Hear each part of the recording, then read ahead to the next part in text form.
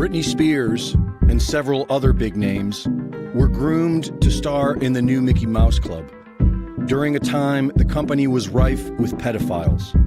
Dozens of Disney employees have been arrested for child sex crimes, including top executives and directors, and in some cases, rehired by Disney to work with children after doing extremely short jail time for raping a child actor. Former Disney chairman and Democrat Senator George Mitchell was identified as a pedophile who visited Epstein Island. And before that, Ghislaine Maxwell was doing photo ops for Disney's Save the Children. Several former child stars have claimed that the industry is crawling with pedophiles. We have already heard many of their stories. If we can look at the evidence and overcome our emotions, we can see what this is. Trauma-based mind control programs, such as MKUltra and Project Monarch, were revealed to the public via declassified documents in the 70s and again in the 90s, with several victims giving testimony before Congress.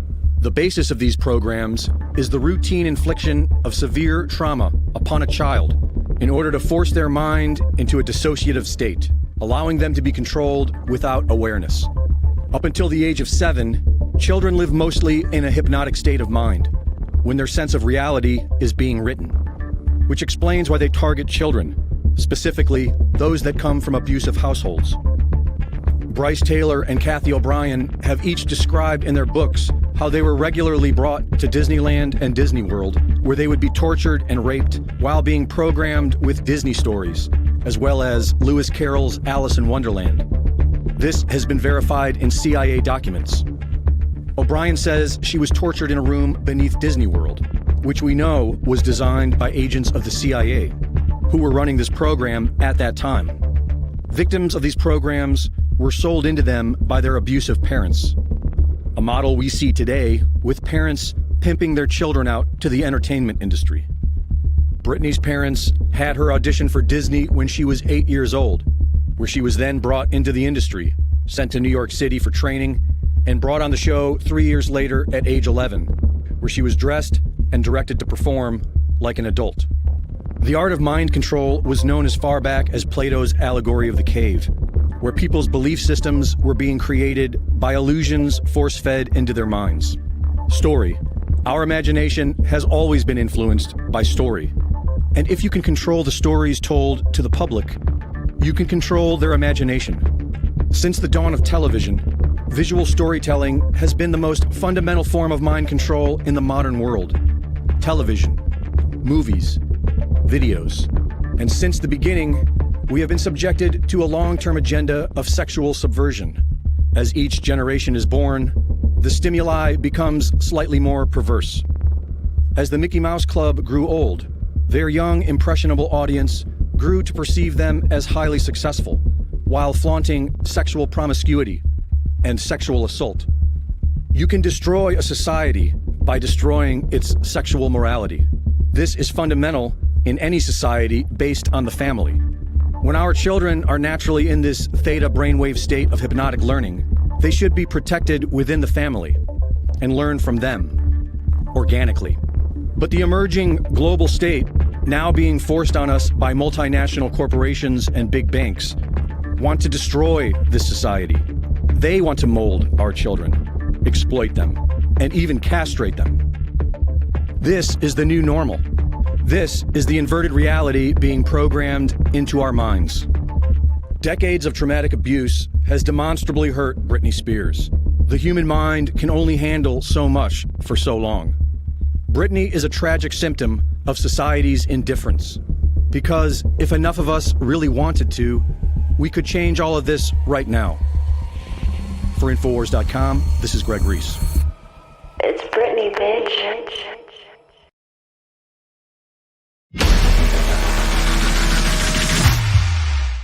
In 2019, Oprah Winfrey had a special with child abuse victims of Michael Jackson.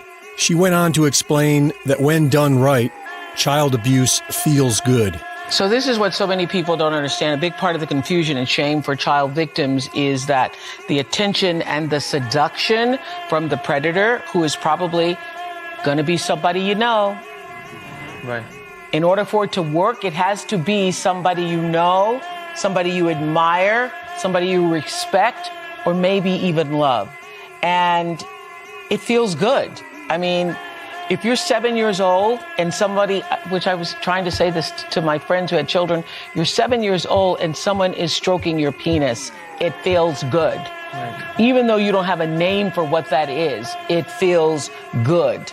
And when I first said this years ago, people were like, you're crazy, because everybody wants to believe it's like sexual assault and you're being thrown up against the wall and you're being raped. And I have said for years, if the abuser is any good, you won't even know it's happened. You will be in it and you won't even know it's happened. And if the abuser is any good, he or she is going to make you feel like you're a part of it. I mean, and nothing is more being a part of it than what we discussed earlier. Then you say you were married. You had marriage vows and you have rings. Right. Oprah legitimized the notorious sex criminal Joe Teixeira, a.k.a. John of God, as a miraculous faith healer, one who could cure cancer, giving him international recognition. Joe Teixeira is now serving 19 years in prison for the rape of 4 women. He is facing additional cases related to several sex crimes, including keeping teenage women as sex slaves in underground mines, forcing them to have his children, and selling their babies internationally for tens of thousands of dollars before murdering the women after about 10 years of childbirth. Oprah runs her own Leadership Academy for Girls in Africa, a $40 million school for disadvantaged girls, where in 2007, several children were sexually abused and parents were only allowed to see their children once a month. And I have said for years, if the abuser is any good, you won't even know it's happened. Oprah was very close with disgraced Hollywood mogul, rapist, and abuser Harvey Weinstein. Her Me Too documentary ignored Weinstein and Jeffrey Epstein. Oprah was herself a teenage prostitute. She stokes the fires of racism in America. And she is a member of the Billionaire Club, or the Good Club, along with Bill Gates, George Soros, Warren Buffett, David Rockefeller, and Ted Turner. The so-called Good Club meets behind closed doors and discusses plans for global depopulation. The Great Awakening is upon us. When will humanity begin seeing these billionaire celebrities for who they really are? For Infowars.com, this is Greg Reese.